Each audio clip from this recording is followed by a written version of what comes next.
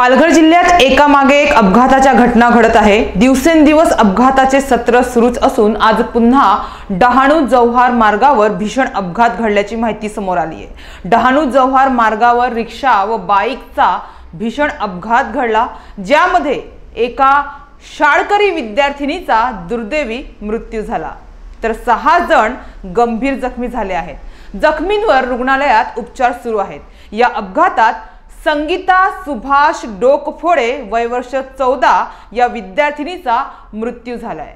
मात्र हा अपघात इतका भीषण होता की यामध्ये रिक्षाचा चक्काचूर झालाय। मिळालेल्या माहितीनुसार आज सकाळी 11 वाजता हा भीषण अपघात घडला। माध्यमांनी दिलेल्या माहितीनुसार डहाणूतील वांगरजे येथून संगीता सुभाष डोकफोडे ही विद्यार्थिनी सूर्यानगर येथे रिक्षाने शाळेत जात होती। वरोतीजवळ रिक्षा चालकाचं रिक्षावरील नियंत्रण सुटल्याने रिक्षा रस्त्याच्या कडेला घसरली तेव्हाच भरधाव बाईकने या रिक्षाला जोरदार धडक दिली।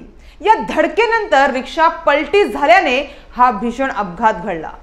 तर या अपघाताची माहिती मिळताच पोलिसांनी घटनास्थळी धाव घेतली। जखमी झालेल्या सर्वांना तात्काळ कासा उपजिल्हा रुग्णालयात उपचारासाठी दाखल करण्यात आलं आहे। मात्र जखमींमधील अनेकांची प्रकृती गंभीर असल्याने त्यांना पुढील उपचारासाठी धुंदलवाडी येथील वेदांत हॉस्पिटलमध्ये दाखल करण्यात आलं आहे। या अपघातात अंकिता हाडल ही 7वीत शिकणारी विद्यार्थिनी जखमी झाली आहे। त्याच सोबत लता बेडगा, प्रमोद लोहार, रमेश कोदे, रिक्षा चालक भास्कर डोकफोडे आणि दुचाकीस्वार कैलाश धानमेहर हे जखमी झाले आहेत। दरम्यान डहाणू जव्हार मार्गावर खड्डे असल्यामुळे हा अपघात झाल्याचे प्रत्यक्षदर्शींनी सांगितलं आहे। मागील वर्षी या रस्त्याच्या दुरुस्तीसाठी लाखो रुपये खर्च केले असताना देखील हा रस्ता पुन्हा एकदा खड्डेमय झाल्याने स्थानिक नागरिकांनी संताप व्यक्त केला आहे।